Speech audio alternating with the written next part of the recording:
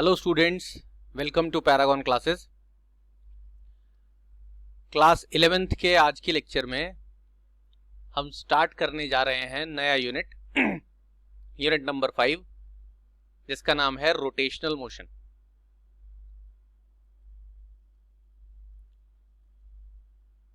तो ये आपके सामने यूनिट 5 आ चुका है, रोटेशनल मोशन। जैसा कि सब बच्चे जानते हैं कि अब तक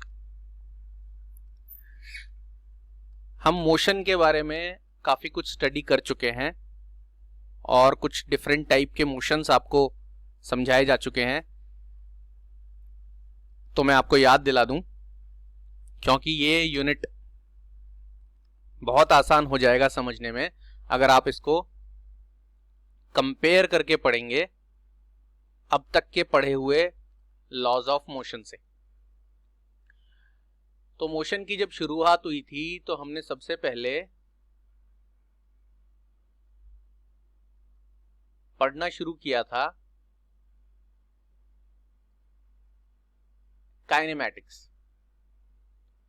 जिसमें हम मोशन को पढ़ते थे without knowing the cause of the motion. और उस काइनेमैटिक्स में आपने पढ़ा था uniform motion in a straight line,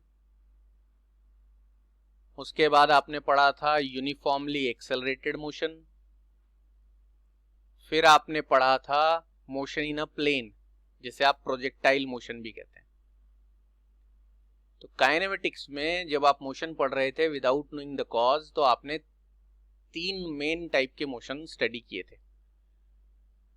क्या क्या नाम बताया मैंने? Uniform motion in a straight line, uniformly accelerated motion और मोशन इन अ प्लेन, जिसे प्रोजेक्टाइल मोशन भी कहते हैं। इनको काफी डिटेल में हमने पढ़ लिया है, तो बार बार इनके डेफिनेशंस वगैरह पर हम नहीं जाएंगे। उसके बाद आपका काइनेमेटिक्स जब खत्म होता है तो आपका डायनेमिक्स शुरू होता है।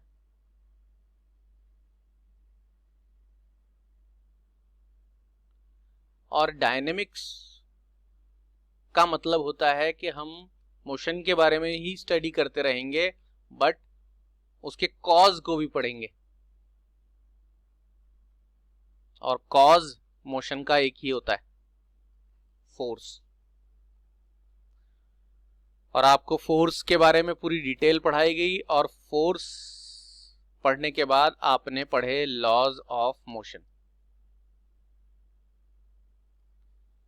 यानी मोशन के क्या नियम है।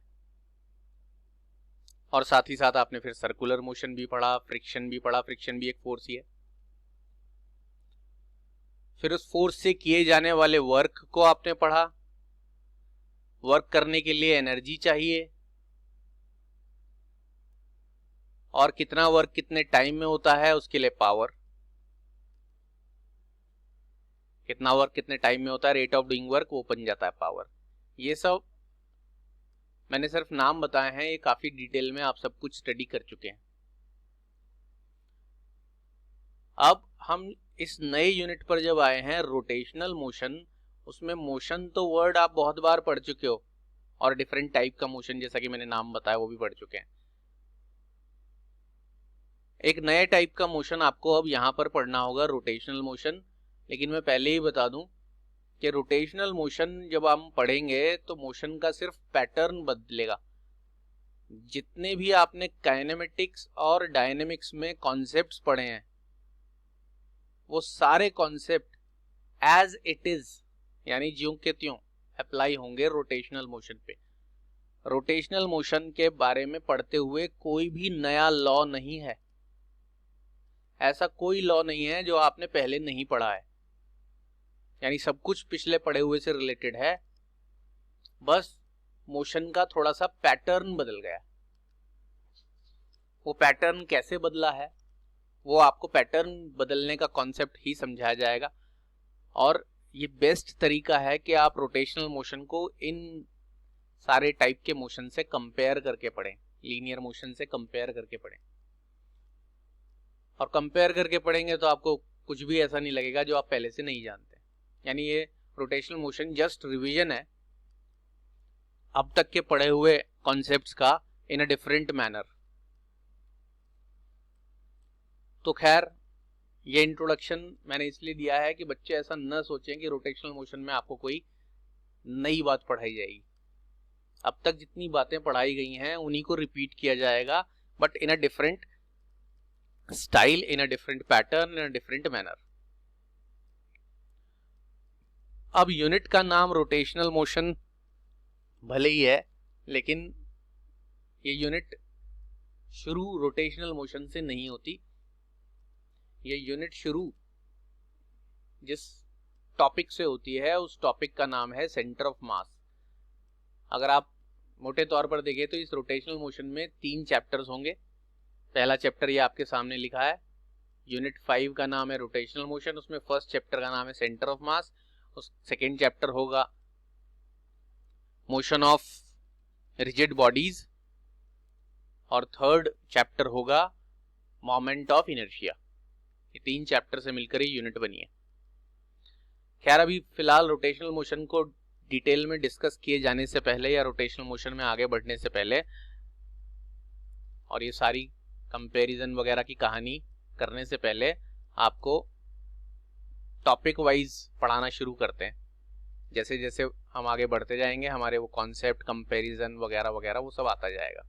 मैंने ये ओवरव्यू इसलिए दे दिया है कि बच्चे पहले से प्रिपेयर रहेंगे कि रोटेशनल मोशन में हम पुराने सीखे हुए लॉज को एक डिफरेंट सिचुएशन में अप्लाई करेंगे। इतना ध्यान रहे कि जितना लॉ हमने सीख लिया है बस वो काफी है, अब उसका एप्लीकेशन होगा डिफरेंट सिचुएशन में। तो इसलिए ये बच्चों को अगर पहले पता रहता है तो उनको थोड़ा इजी लगता है। अब रोटेशनल मोशन को साइड में रखकर हम सबसे पहले फर्स्ट टॉपिक या फर्स्ट चैप्टर को स्टडी करना शुरू करते हैं। रोटेशनल मोशन यूनिट के फर्स्ट चैप्टर का नाम है centre of mass.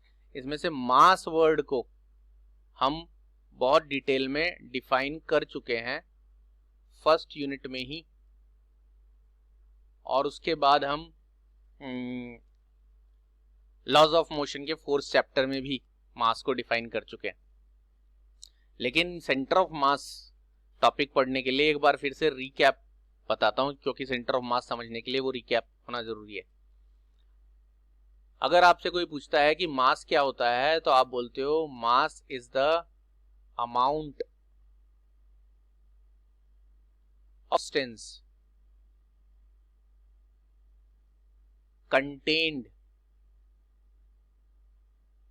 In the body. कोई भी आपके पास अगर बॉडी है तो उसमें कितना सब्सटेंस है, कितना साजो सामान है, कितना ये कहें अगर और पर्टिकुलर भाषा में कितने पार्टिकल्स हैं, वो जो पार्टिकल्स का जो टोटल है वो ही उस ऑब्जेक्ट का मास होता है।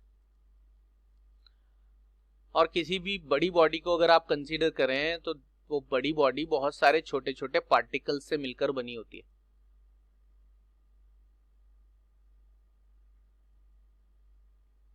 हर बड़ी बॉडी छोटे छोटे पार्टिकल्स से मिलकर बनी होती है, और इन सारे पार्टिकल्स का मास मिलकर ही इस पूरी बॉडी का मास बनता है। यानी ये जो पूरा बॉडी का जो मास है वो पूरे बॉडी में फैला हुआ है, डिस्ट्रीब्यूटेड है in the form of particles, और इन सारे पार्टिकल्स को मिलाकर इस पूरी बॉडी का मास बनता है, जिसको हम m से डिनोट कर देते हैं। आप एक एग्जांपल ले लो कि आपके पास अगर एक ये बड़ा ऑब्जेक्ट है तो इसमें बहुत सारे छोटे छोटे एटम्स होंगे। पहले आप कैसा कह सकते हो कि इसमें बहुत सारे छोटे छोटे मॉलिक्यूल्स होंगे। उन मॉलिक्यूल्स एटम से मिलकर बने होंगे। एटम जो बना होता है वो इलेक्ट्रॉन, प्रोटॉन और न्यूट्रॉन से मिलकर बना होता है। तो पहले आप सारे इलेक्ट्रॉन्स और प्रोटॉन्स और न्यूट्रॉन्स के मास को ऐड कर दें तो वो एक एटम का मास बन जाएगा। अगर उन एटम्स को मिलाकर मॉलिक्यूल बनता है तो सारे एटम्स का मास जोड़ दें, एक मॉलिक्यूल का मास बन जाएगा, और फिर मॉलिक्यूल्स के मास को कंबाइन कर दें तो इस ऑब्जेक्ट का मास बन जाएगा। तो किसी भी बड़े ऑब्जेक्ट का मास उसके पार्टिकल्स की फॉर्म में पूरे में फैला हुआ होता है। अब यहां पर ये जो वर्ड है सेंटर ऑफ मास, ये सेंटर ऑफ मास वर्ड क्या है उसके लिए पहले आप इस डेफिनेशन को देखें, फिर मैं आपको एक बहुत आसान, बहुत इजी इसको समझने का एक आसान तरीका बताऊंगा, बहुत आसान, बिल्कुल हमारे डेली लाइफ और कॉमन सेंस से जुड़ा हुआ। जो किताब की या टेक्निकल डेफिनेशन वो कहती है कि the centre of mass of a system और बॉडी, किसी भी बॉडी का जो सेंटर ऑफ मास है, is that point at which entire mass of the system और body may be suppose to be concentrated. यहीं तक भी पढ़ते हैं फिलहाल, आगे जो डेफिनेशन है उसको हम बाद में समझेंगे। आगे की जो एक लाइन बची हुई है या रेस्ट रिमेनिंग पोर्शन बचा हुआ है, उसको अगर आपने अभी इसके साथ मिला दिया तो मामला कंफ्यूजिंग हो जाएगा। और जब हम पढ़ रहे होते हैं कहीं पर समझ नहीं आ रहा है हमें, तो हम उसको सिंपल करके पढ़ेंगे, तभी हमें समझ में आएगा। जब भी आप ये कंप्लेंट करते हो कि ये कॉन्सेप्ट या ये टॉपिक मुझे समझ नहीं आया, तो इसका मतलब है कि वो आपको किसी कॉम्प्लिकेटेड वे में पढ़ाया गया, या किताब में से आपने पढ़ा है तो वो बड़ी कॉम्प्लिकेटेड लैंग्वेज या कॉम्प्लिकेटेड तरीका है उसको बताने का, उसी को आसान करें तो वो समझ में आ जाता है। जहां पर भी आप ये कंप्लेंट करोगे कि हाँ ये चीज़ मुझे समझ नहीं आई, इसका मतलब ही ये हुआ कि आपको जो पढ़ाया जा रहा है, you are taught in a complicated manner. और समझने का मतलब है to make things easier. Easy करेंगे तो अंडरस्टैंड आराम से कर सकते हैं। इसलिए हम सबसे पहले पूरी डेफिनेशन या सेंटर ऑफ मास क्या होता है उसे समझने के लिए हम सिर्फ इतने पोर्शन को समझेंगे, बाद वाले पोर्शन को एक्सप्लेन किया जाएगा कुछ समय बाद। तो पहले इतने पोर्शन में देखें, ऑफ अ सिस्टम और अ बॉडी, एक बॉडी, इस बॉडी को ही आप सिस्टम ऑफ पार्टिकल्स कह सकते हैं। तो centre of mass of a system और बॉडी एक ही बात है, is that point at which entire mass of the body may be suppose to be concentrated. अब इसका मतलब क्या है, उसे आसान बनाने के लिए मैं आपको दिखाता हूं। आप ऐसे एक बॉडी को कंसीडर करते थे जो किसी सरफेस पर रखी होती थी, और आप अगर बोलते थे कि इस बॉडी का वेट जो है वो इस सरफेस पर एक्ट कर रहा है, तो आप ऐसे करके mg ऐसे बना देते थे, और ये mg वो फोर्स है जो ये बॉडी इस टेबल पर लगा रही है, जिसे इस बॉडी का वेट कहा जाता था, जिसे हम एक्शन बोलते थे, और उसकी वजह से इक्वल एंड अपोजिट रिएक्शन ऊपर लगता था। लेकिन गौर करें, ऐसा करते समय आपने यहां एक पॉइंट बनाया, और उस पॉइंट को आपने ये माना कि ये पॉइंट पर इस पूरी बॉडी का मास है, जिसको हम m से डिनोट कर रहे हैं, और उस मास को खींचने वाली फोर्स mg है, ये जो एरो से शो की जा रही है। रियलिटी में क्या है कि इस बॉडी में जितने पार्टिकल्स है ना, सबको अर्थ ग्रेविटेशनल फोर्स से अपनी तरफ खींच रही है। Each and every particle in this body is attracted towards the earth, और इस वजह से हर पार्टिकल का वेट अर्थ की तरफ एक्ट कर रहा है, सबका अलग अलग।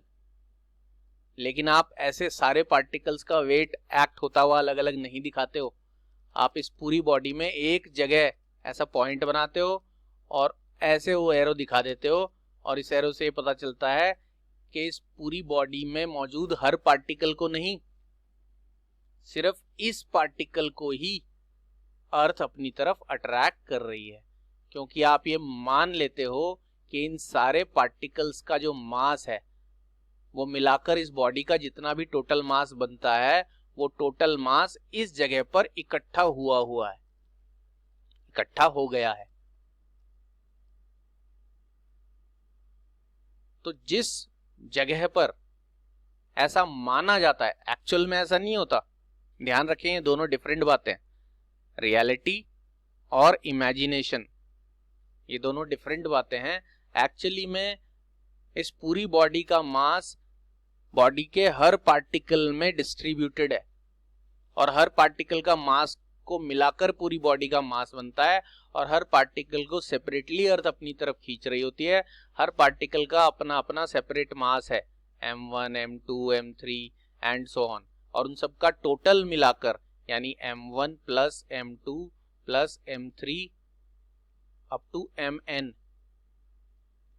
n अगर पार्टिकल्स हैं, n मतलब 20, 50, 100, 200, 500 पार्टिकल्स हैं, तो सारे पार्टिकल्स का मास मिलाकर ही पूरी बॉडी का मास बनता है।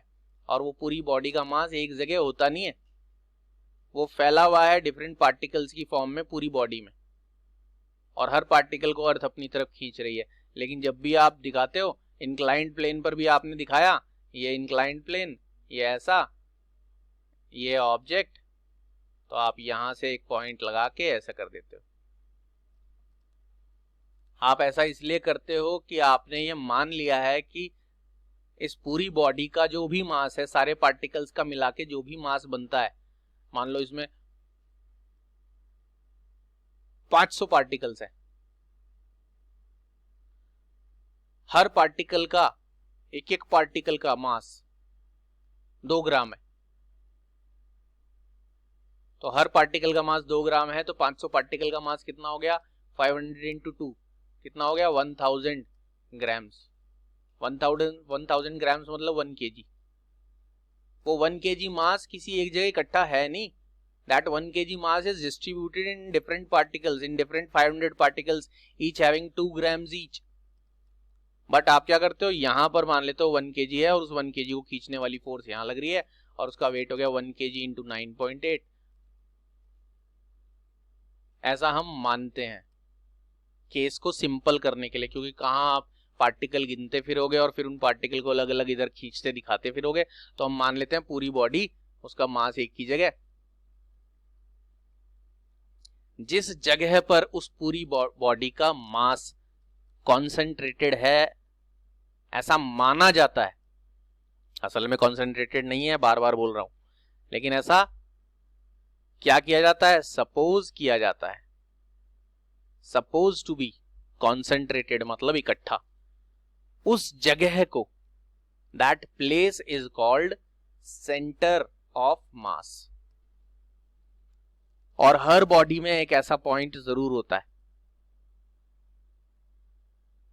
अब आपको कैसे पता चले कि वो पॉइंट कहां है, तो मैं एक कॉमन मैन के हिसाब से आपको बता देता हूं। आपके पास कोई भी ऑब्जेक्ट है ना अभी फिलहाल आसपास, उसे उठाओ और अपनी एक उंगली पर उसे बैलेंस करने की कोशिश करो। साइड में पड़ी हुई कोई नोटबुक उठा लो, ये आपकी अगर रेक्टेंगुलर नोटबुक है और वो सब तरफ से यूनिफॉर्म है, मतलब कहीं से ज्यादा भारी या मोटी पतली कहीं से नहीं है, तो आप उस बुक को, नोटबुक को बिल्कुल सेंटर पर बीच में फिंगर लगाओगे और उसको वहां बैलेंस कर सकते हो। हर ऑब्जेक्ट को जिसे आप उठा सको, ऐसे बहुत भारी पूरा आपके घर में टेबल है, बेड है, उसे तो उठा नहीं सकते एक उंगली पर, लेकिन और कोई आजू बाजू हल्के ऑब्जेक्ट्स हैं, तो किसी भी हल्के ऑब्जेक्ट को आप उठाओ और उसे कोशिश करो एक उंगली पर बैलेंस करने की। पेन ले लो, पेन में आप बीच में अपनी एक फिंगर, अगर पेन ऐसा वर्टिकल है, पेन ऐसे रखेंगे अगर वर्टिकल, या पेन हॉरिजॉन्टल रखो, तो फिंगर आप अपनी वर्टिकल रख लो, जिस भी चीज को इजीली बैलेंस कर पाओ। हर ऑब्जेक्ट किसी ना किसी एक पॉइंट पर ही बैलेंस होगा, देखना। आप उसके लेफ्ट साइड में करोगे तो वो इधर गिर जाएगा, राइट साइड में करोगे इधर गिर जाएगा, एक सेंटर पर बिल्कुल पॉइंट आएगा जहां पर वो बैलेंस हो पाएगा। बैलेंस करने का मतलब आप उसे उठाने के लिए क्या लगा रहे हो, फोर्स लगा रहे हो। और फोर्स किस ऑब्जेक्ट, किस चीज पर लगाई जाती है, मास पर। तभी तो ये फॉर्मूला बना है, force is equal to mass into acceleration. Force किसी मास यानी किसी ऑब्जेक्ट पर लगती है तभी उसमें एक्सेलरेशन पैदा होता है। अब आप क्या कर रहे हो, आप इस पेन के या इस ऑब्जेक्ट नोटबुक वगैरह के हर पार्टिकल पर अलग अलग फोर्स नहीं लगा रहे, आप वो सारी फोर्स एक ही सिंगल पॉइंट पर लगा रहे हो, तभी ये बैलेंस हो गया, उठ गया, या आपके हाथ पर स्टेडी है, क्योंकि आप उसको उठा पा रहे हो, क्योंकि उसके वेट के बराबर का फोर्स आपने लगा दिया। और वेट के बराबर का फोर्स आपने जिस पॉइंट पर लगाया है वहां उस बॉडी का पूरा मास कॉन्सेंट्रेटेड है, क्योंकि उस मास की वजह से उस बॉडी का वेट एक्ट हो रहा है। इसीलिए सेंटर ऑफ मास को सेंटर ऑफ ग्रेविटी भी बोल देते हैं। ऐसा बोल सकते हैं हम कि जहां सेंटर ऑफ मास है वहीं सेंटर ऑफ ग्रेविटी भी है, क्योंकि सारा ग्रेविटेशनल फोर्स वहीं लग रहा है ऐसा माना जाता है, जबकि असल में ऐसा नहीं हो रहा होता। मैं एक एग्जांपल और बताता हूं बच्चों को। सब बच्चों ने डंबल देखा होगा।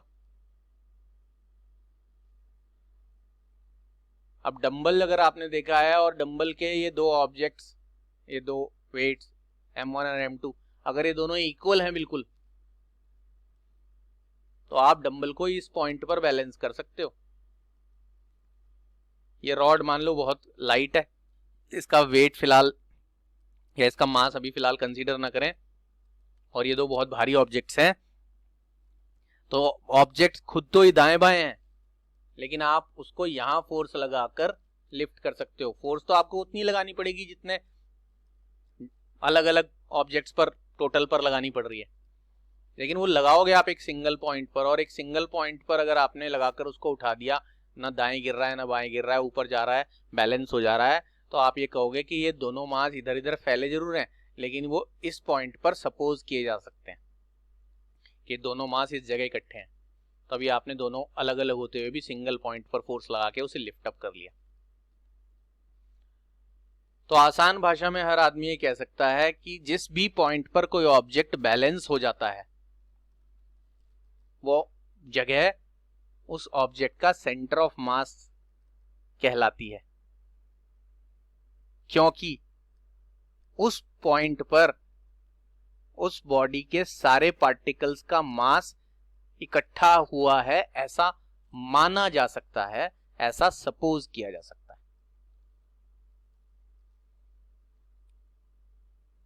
तो यहां तक की डेफिनेशन, अभी हम बाकी का बचा हुआ डेफिनेशन बाद में, मैंने बताया ये हमारे पास हमेशा रहेगा, इस स्लाइड को हम वापस लाके बाकी का बचा हुआ डेफिनेशन भी स्टडी करेंगे।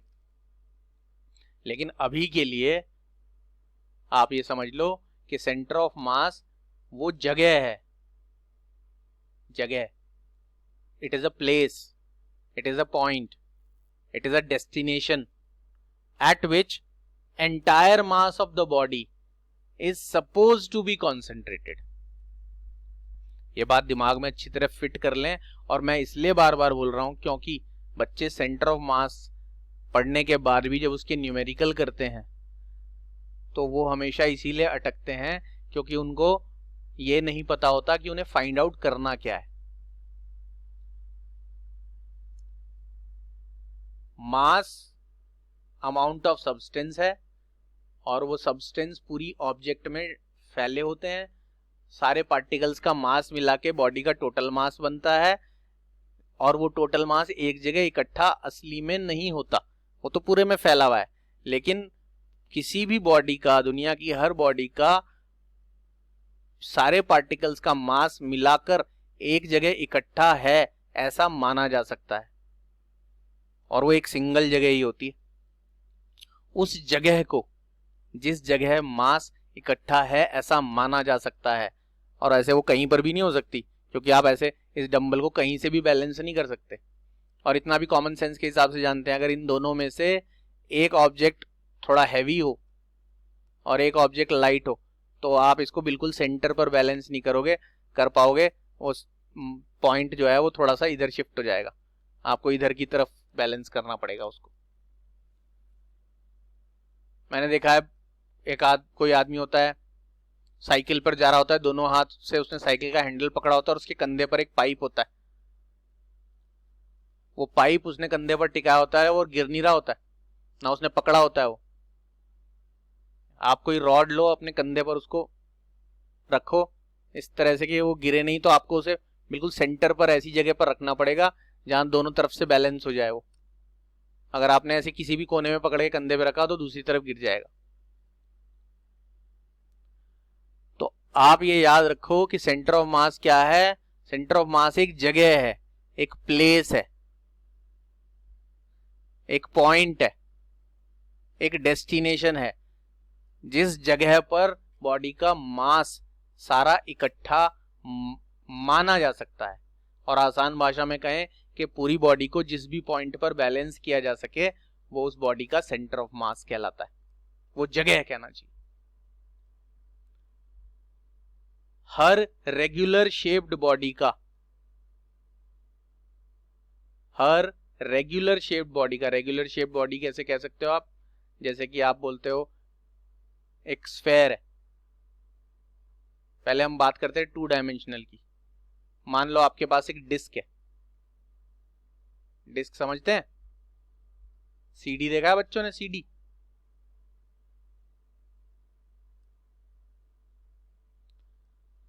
सीडी जैसी एक डिस्क ले लें और वो डिस्क में पूरा यहां पर ऐसे कुछ मटेरियल है, तो आप उस सीडी को बिल्कुल उसके सेंटर पर ऐसे उंगली रखकर यहां से ऐसे बैलेंस कर सकते हो।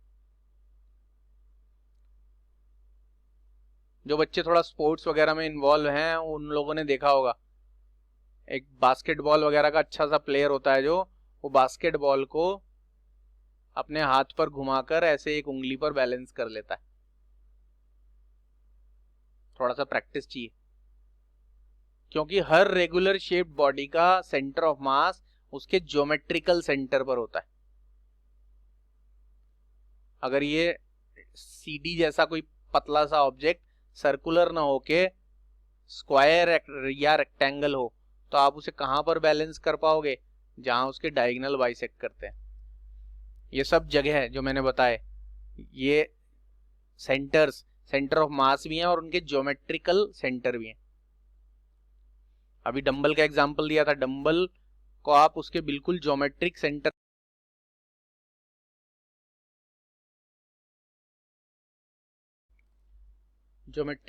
पर ही बैलेंस कर सकते हैं। और ज्योमेट्रिक सेंटर कहां होगा रेगुलर शेप डंबल का, वो होगा उसके बिल्कुल मिड पॉइंट पर।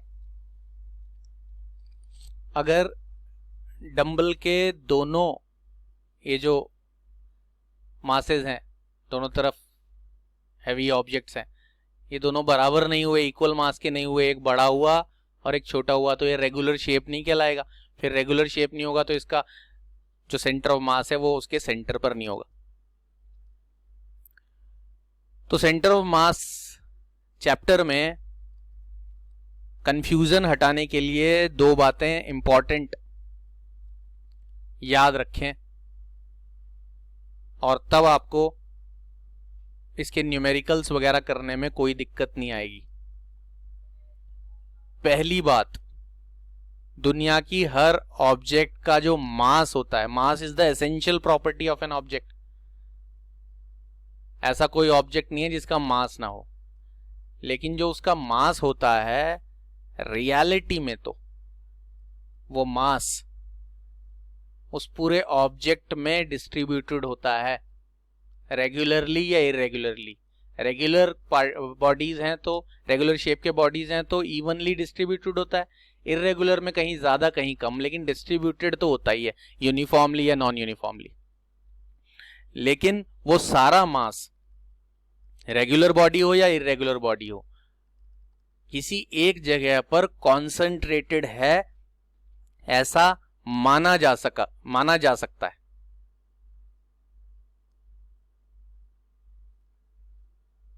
और जिस जगह पर वो सारा मास कॉन्सेंट्रेटेड है ऐसा माना जा सके वो जगह कहलाती है सेंटर ऑफ मास। होगी हर ऑब्जेक्ट में, बस रेगुलर शेप्ड बॉडी में ज्योमेट्रिक सेंटर जो हमें पहले से ही पता होता है कहां है, जैसे सर्कल का सेंटर में स्फेयर का सेंटर, और जितनी रेगुलर शेप बॉडी है सबका सेंटर ज्योमेट्रिकली कहाँ पड़ता है वो आपको बताया सकता है। और अगर कोई बॉडी इरेगुलर है, कहीं से मोटी, कहीं से पतली, कहीं से हैवी, कहीं से लाइट, तो उसमें भी सेंटर ऑफ मास तो कहीं ना कहीं होगा ही। ऐसा पॉइंट बॉडी में जरूर होगा जहां उसका टोटल मास सपोज किया जा सके कि यहां इकट्ठा है जी, लेकिन वो जगह उसके ज्योमेट्रिक सेंटर पर नहीं होगी, क्योंकि इरेगुलर शेप बॉडी का कोई ज्योमेट्रिक सेंटर नहीं होता, क्योंकि ज्योमेट्री में उसका कोई नाम ही नहीं होता। और उस पॉइंट को सेंटर ऑफ मास भी कह सकते हैं, सेंटर ऑफ ग्रेविटी भी कह सकते हैं, क्योंकि वहां सारा मास इकट्ठा है, तो सारा वेट बॉडी का उसी पॉइंट से एक्ट करेगा अर्थ की तरफ। तो पहली चीज आपको याद रखनी है कि सेंटर ऑफ मास क्या है, एक जगह है, एक प्लेस, एक डेस्टिनेशन, एक पॉइंट, जहां पूरी बॉडी का मास जो भी कुछ है 10 किलो, 20 किलो, 50 किलो, वो पूरी बॉडी में, एक्चुअल में तो पूरी बॉडी में फैला हुआ है, एक्चुअल में तो पूरी बॉडी में फैला है, लेकिन माना गया कि सारा मास एक जगह। तो जहां पूरा मास माना जा सकेगा वो प्लेस सेंटर ऑफ मास है। और दूसरी सबसे इंपॉर्टेंट बात,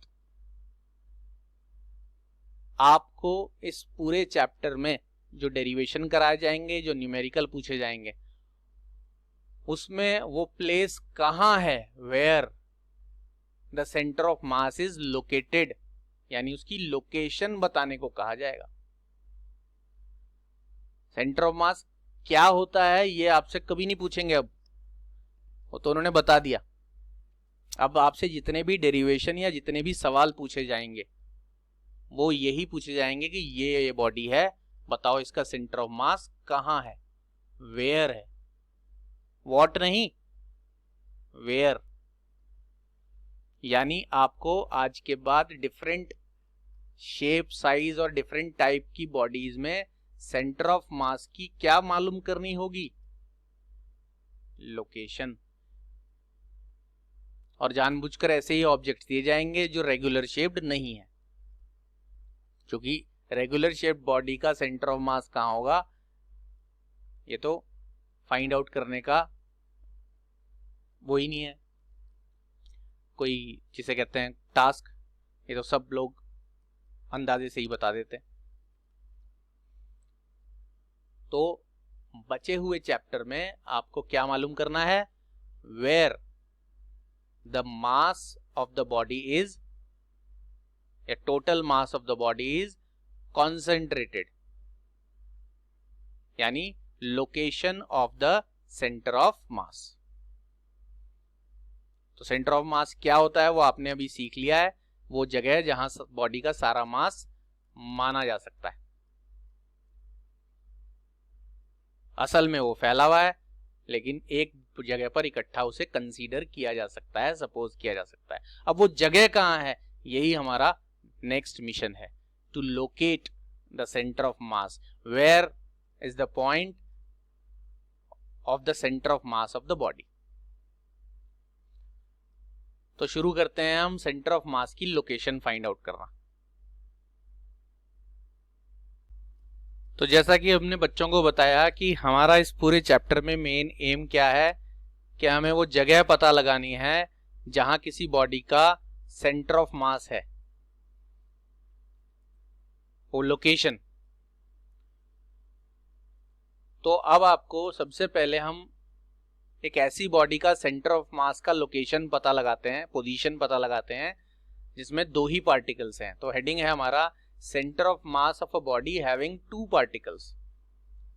अभी मैंने आपको बताया कि हमारे पास जो कोई बॉडी होती है वो बहुत सारे पार्टिकल्स से मिलकर बनी होती है, और हर पार्टिकल का अपना अपना मास होता है, और उस सारे पार्टिकल्स के मास को मिला के पूरी बॉडी का मास बन जाता है, जो माना जा सकता है किसी एक सिंगल पॉइंट पर।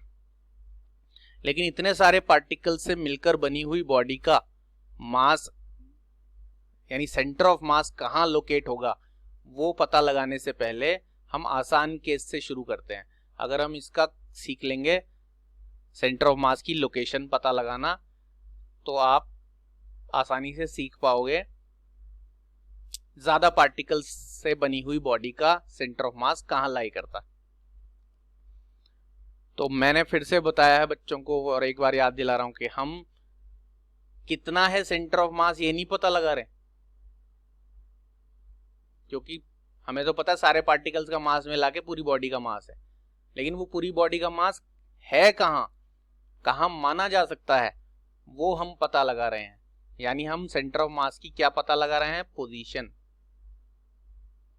हम उसकी लोकेशन पता लगा रहे हैं। तो अब हम क्या कर रहे हैं, centre of mass of a body, एक ऐसी बॉडी जिसमें 2 पार्टिकल्स हैं सिर्फ। तो उसके लिए सबसे पहले हम एक डायग्राम बनाते हैं।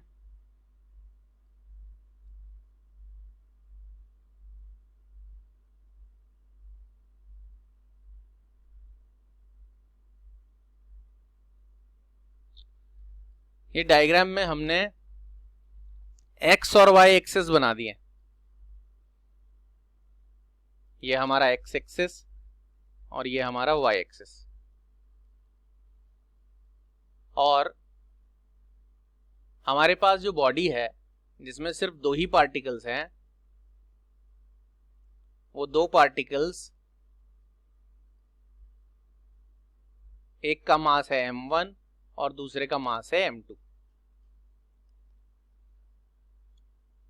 हम छोटे पार्टिकल्स के बजाय कंसीडर कर लें डंबल जैसा बॉडी, तो आपको पता है डंबल में मेनली ये 2 ही भारी पार्टिकल्स होते हैं और ये इस तरह से लाइन से ज्वाइन होते हैं। तो अभी मैंने कॉमन सेंस के हिसाब से बताया था कि डंबल में हैं तो 2 अलग अलग ऑब्जेक्ट्स, लेकिन वो बैलेंस कहाँ पर होता है, डंबल यहाँ, यानी इन दोनों का मास कॉन्सेंट्रेटेड यहाँ कहीं माना जाएगा।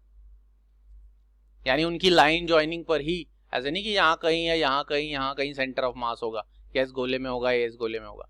इन गोलों को ज्वाइन करती लाइन पर ही कहीं ना कहीं सेंटर ऑफ मास होगा। और अगर ये दोनों गोले बिल्कुल बराबर हुए मास में तो सेंटर ऑफ मास बिल्कुल सेंटर पर होगा। और अगर एक गोला भारी और एक हल्का हुआ तो आप जानते हो। तो ठीक उसी तरह अगर हमारे पास ऐसे कोई 2 पार्टिकल से बनी हुई एक बॉडी है, जैसे मैं आपको एक छोटा सा एग्जांपल बताऊं, एक HCl मॉलिक्यूल ले लो आप, सुना है नाम HCl, हाइड्रोक्लोरिक एसिड। इसका एक मॉलिक्यूल ले लें तो उसमें 2 ही पार्टिकल होंगे, एक हाइड्रोजन का एटम और एक क्लोरीन का एटम। और हाइड्रोजन के एटम का मास अगर 1 है तो क्लोरीन के एटम का मास 35.5 होगा। यानी ये एग्जाम्पल है और बहुत छोटा ऑब्जेक्ट, छोटा सा ऑब्जेक्ट है जिसमें 2 पार्टिकल्स है। तो दोनों का मास भी अलग अलग है, इसलिए मैंने बोला एक का मास m1 दूसरे का मास m2। तो इनका जो सेंटर ऑफ मास होगा वो इनको ज्वाइन करती ही लाइन पर कहीं होगा। यानी इन दोनों का सेंटर ऑफ मास भी इनको ज्वाइन करती हुई लाइन पर ही कहीं ना कहीं होगा।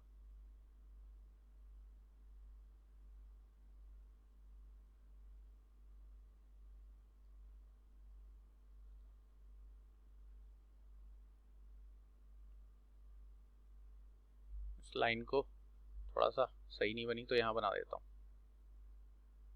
ये ऐसे। ये इनको ज्वाइन करती हुई लाइन है, इस लाइन पर ही कहीं ना कहीं इसका सेंटर ऑफ मास होगा इस ऑब्जेक्ट का जिसमें ये 2 पार्टिकल्स हैं। अब वो सेंटर ऑफ मास बिल्कुल यहां सेंटर पर आता अगर ये दोनों का मास बराबर होता, लेकिन दोनों का मास बराबर नहीं है, तो वो सेंटर पर ना होके कहां होगा, उसके लिए हम एक फॉर्मूला पहले बच्चों को बता रहे हैं, बाद में वो फॉर्मूला डिराइव भी करवाया जाएगा।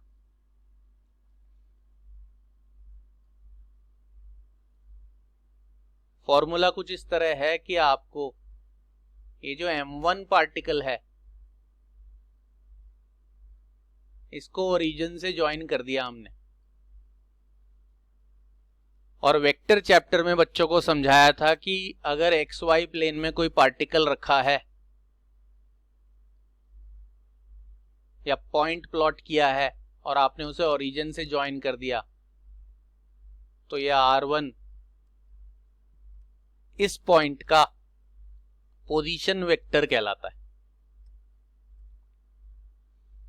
ठीक उसी तरह M2 पार्टिकल को भी अगर ओरिजिन से ज्वाइन कर दिया जाए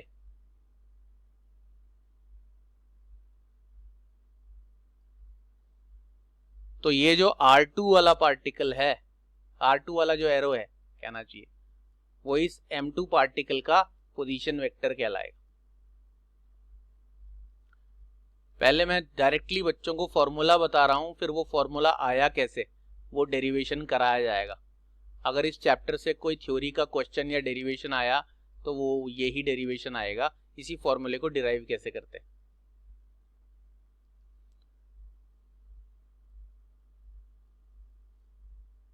सेंटर ऑफ मास यहां कहीं लाई करता है, जिसे हम CM बोलते हैं, ये उसकी लोकेशन है। और ये लोकेशन को भी अगर हम ज्वाइन कर दें एरो से, कर दिया ज्वाइन एरो से, तो ये एरो R सेंटर ऑफ मास का पोजीशन वेक्टर कहलाएगा। और आपको क्वेश्चन में M1, M2, R1, R2 ये सब गिवन होंगे। M1, M2, R1, R2 given होने का क्या मीनिंग है? मीनिंग है कि M1 यानी वो जो बॉडी है ना जिसमें दो पार्टिकल हैं, जैसे अभी मैंने HCl का एग्जांपल बताया, HCl का एक मॉलिक्यूल है, तो आप एक बॉडी मान सकते हो। ये HCl का मॉलिक्यूल एक कंप्लीट बॉडी है और उसमें दो पार्टिकल्स हैं, एक H एटम पार्टिकल और एक Cl एटम का पार्टिकल। तो आपको इन दोनों का मास यानी M1, M2 गिवन होगा और गिवन होंगी इनके पोजीशन वेक्टर्स भी कि ये कहाँ लोकेटेड है, यानी M1 का भी पोजीशन वेक्टर R1 और M2 का पोजीशन वेक्टर R2 लोकेटेड होगा।